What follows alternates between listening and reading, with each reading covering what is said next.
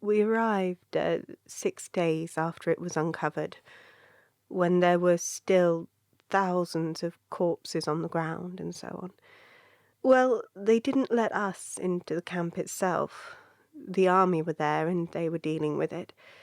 But what had happened, of course, was that there were barracks in the vicinity which were going to be used for reception areas for the people from the camp. And it was at that stage that most of the relief teams came into the picture. And Jane Levison, I think, was one of the very few women who was admitted into Camp 1, which was the awful camp.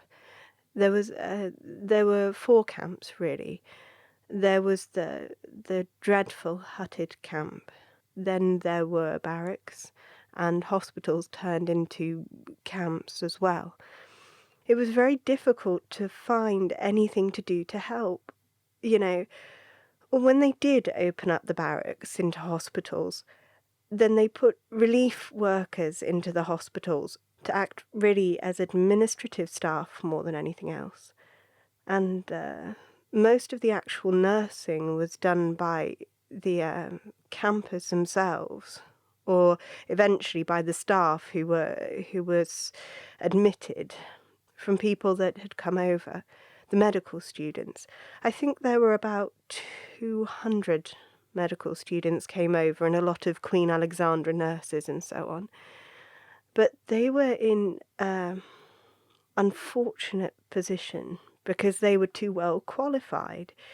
They were far more appalled by the conditions than we were because they were used to doing things their way, and they couldn't take everybody's temperatures every day and do all the routine things that you would do in any hospital in England. It was actually in many ways easier for us amateurs than it was for the professionals because we weren't quite so aware of how far we'd fallen short of the perfection that they were hoping for. What happened was they segregated the women and children, got the children out first, and they managed to bring out people who had a real chance of survival, though many in fact did not survive. There was one strange incident that happened to me. We were put in different blocks, and we had Lillian Smith, who was the trained nurse who was in charge. And I remember saying to Lillian, "Do you remember those men that dressed up as women so that they could come out of the camp with women, get out as preferential?" I said, "2 of them died yesterday, and the 3rd one died today." And she looked at me without a flicker, and she said, "They were always a nuisance." And then we suddenly looked at each other and said, could we have said that? And it was just, you suddenly realised you'd got to the stage where you'd drawn a complete shell over your feelings, because she didn't show a flicker of emotion, and I suppose I didn't either.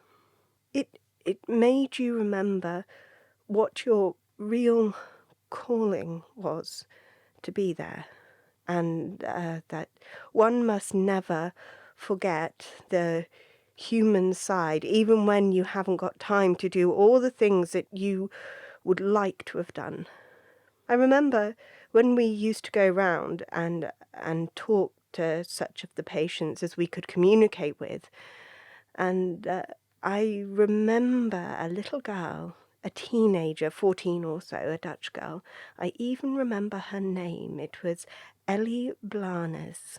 And I got talking to this child, and she was saying, "As soon as I get back home, I'm going to do more maths, and I'm going to the university." She was bright and full of optimism for the future. And, I looked forward to seeing her the next day and following that up. And the next day she was dead. Just completely collapsed. And I'd never seen anybody dead before.